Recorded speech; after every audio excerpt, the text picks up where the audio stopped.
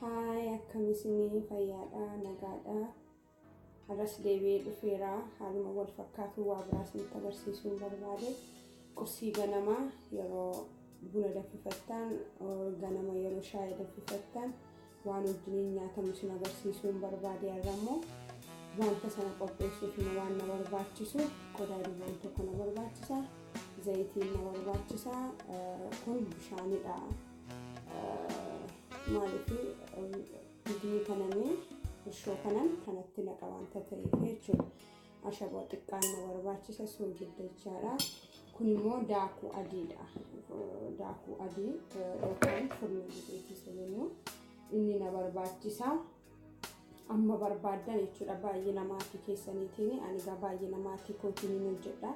Ijoollee koo yeroo baay'ee qursii ganama kana shaayiidhaan dhuganii gara iskuula isaanii deemu wanta ta'eef isa isinitti agarsiisuu barbaadetanii harka koos dhiqadheera qophaa'een dhufee sukkaara xiqqoo ishee na barbaachisa. Egaa waluma faana hojjennaa. Har'as akkuma beekamu immoo Oromoo Tube isa jedhu chaanaalii koo like, share, comment naa godhaa. Subscribe yoo gootan immoo yeroo hundumaa torbanitti guyyaa tokkos guyyaa lamas akkanitti danda'etti yeroon hojjedhee dhiyaadhu wantoota garaagaraa gara keessan akka dafee dhufutti subscribe naa gochuu hin irraanfatinaa. Wanta isiniif qopheessee dhiyeessuu waan barbaaddan yoo jiraates immoo komentii jalatti yoo naa barreessitanii anis achumarraa isin hojjechuu danda'a wanta hin danda'u wanta hin beeku yoo ta'e jecha. Amma garuma hojii isaatiitti olii wajjin deemna. Kana bishaan xiqqoo ishee danfee yookaan bishaan xiqqoo labbeedha kuni bishaanichi labbeedhaadha. Bishaanicha keessatti zayita xiqqoo ishee nan naqadha amma barbaaddan jechaadha. Isa booda soogidda xiqqaa ishee nyaatan godha kanuma irratti asumaan irshoo jechaadha. Irshoo maankaan tokko hin ga'a. Baay'ee sun barbaachisu akkuma baay'ina itti qopheeffattanidha. Garuu an baay'een qopheessu waan mana ga'udha. Irshoo shaayii maankaa shaayii tokko sukkaaras asumattan naqaa. Isa booda waliin kan sochoosaa jechuudha. Gaafa walitti sochoostan isa kana daqiiqaa tokko amma lamaatti eeguu qabdu xinnoo see akka inni wal nyaatutti jechuudha. Daqiiqaa tokko hanga lamaatti eeddanii eeggattanii booda gara daakuu keessanitti dhuftanii itti naqattu jechaadha. Amma barbaaddanii asitti amma ani waan barbaadu kanatti naqachaa jira daakuu koo jechaadha. Ijoollee kootiif qursii ganama yeroo baay'ee iskuula gatii deemanii fi iskuula isaaniif salphaatti hojjedhee galgala ganama iskuula nyaatanii deemu jechaadha. Baay'een baay'isu kana irratti jechuudha. Isin sila kana walitti naqadhe kana amma kanatti naqaa jechuudha. Daakuu kana maaliif walii wajjinan bukeessaa waan ta'eef jechuudha. Akkana jedhaan baay'annee fi isinitti mul'ataa jira deeman yaada afaanuma turaa. Yeroo baay'ee qursii ijoollee keenya maal nyaachisna jennee yaaduu dandeenya. Wanti jechuu dandeenya garuu kun salphaamatti biyyaa maatiin keenya ganama daabboo kan hojjetanii nyaanna turre iskuulatti hin deemine baay'ee yaadadha dubbii kana. Kanaafi haala kana fakkaatuun eega bukeeffadhee booda immoo isinittan deebi'a. Akkuma argitanii gaa kunoo bukeeffadhee deebi'een dhufe kunoo haala bareedaadhaanii akkuma isin ilaaltan kanatti geessifadheera. Bukaa'eera. Bukuun kun garuu eega bukaa'ee sa'a walakkaadha amma sa'a tokkotti turuu qaba. Oliivoolii xinnoo ishee zayitii gararra keessa kanatti dibaa maaliif laastikiitti qadaannee keenya gatii ta'eef qodaatti qadaannetti akka inni jalaa hin qabannetti gararra keessa isaa kanatti zayitii akkas gooneen dinnaa.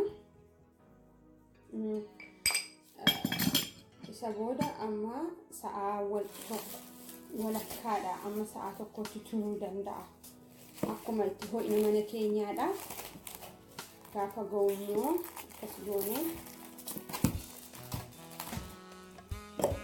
gaanne caqqee qulqulluu yoo qabaattan haala kanaan itti qadaadaa ho'ina dafee akka inni ho'ee nuu qaqqabutti jechaadha.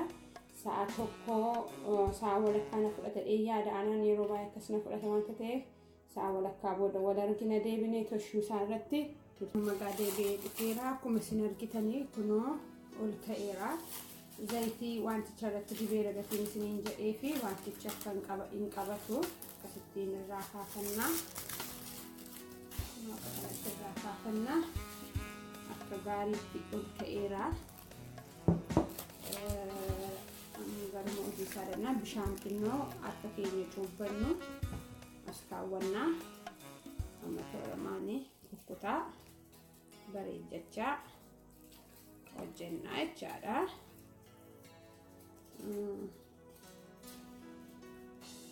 Akkuma ilaalaa jirtan kana baay'ee bareedee jira.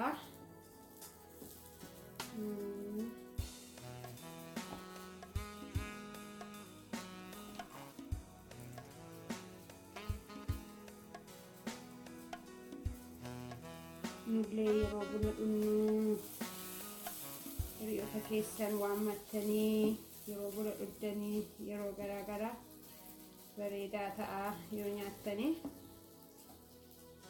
baay'ee mi'aadha. Biyya ijoollummaatti itti guddannee haati kiyya dur kana ganama nuuf hojjechiistee yeroo takka kana nyaannee gara mana barumsaa deemna. Isa yaadachuudhaafis jechadha. Gara ijoollummaa gara biyyaa amma guddannee irraa waan ta'eef gara biyya keenyaa yeroo yaannu wantoota biyya keenyaa hojjennee nyaanna jechaadha. Baay'ee bareedaadha. Kana fakkaataa harka keessan asirratti miiccachuu dandeessu. Qadaaddachuu jechuudha. Na faana tura. Akkuma argaa jirtanii bishaachaa jira. Naaf qaqqabaa jira jechaadha. Murannee ilaalla.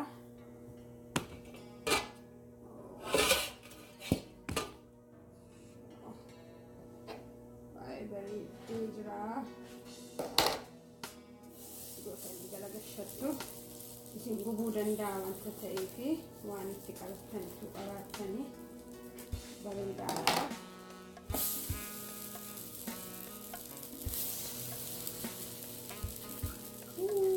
Kan bareedaa akkasii gummee fi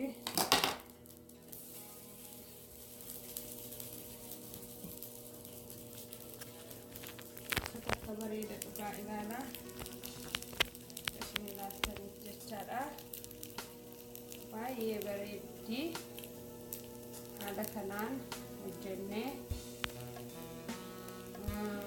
qursii irratti yeroo keessummaa qabaannu buna ittiin dhuguu dandeenya jechaadha. Irraa baasee immoo isin agarsiisa. Nafaanuma jira. Xiqqoo isheetti qadaannamas deebisnee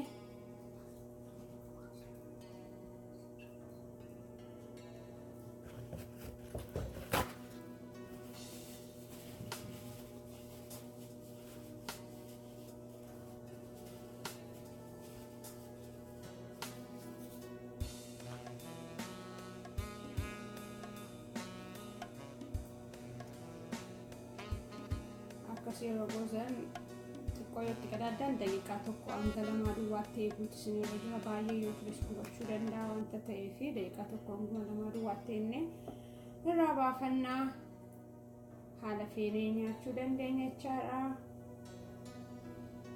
Ammas irra deebiin isinitti himaa yoo jaallattan like, share, comment naaf godhaa, subscribe gochuun hin irraanfatinaa. Yeroo hundumaa wanti hojjedhu dafee akkasiin qaqqabu subscribe naaf godha. Egaa yeroo hundumaa torba itti guyyaa tokko haala kana fakkaatu nan isiniif qabadhee dhiyaadha waan hin danda'e waan hin beeku jechaadha. Argitanii kan itti bareedu. Wow.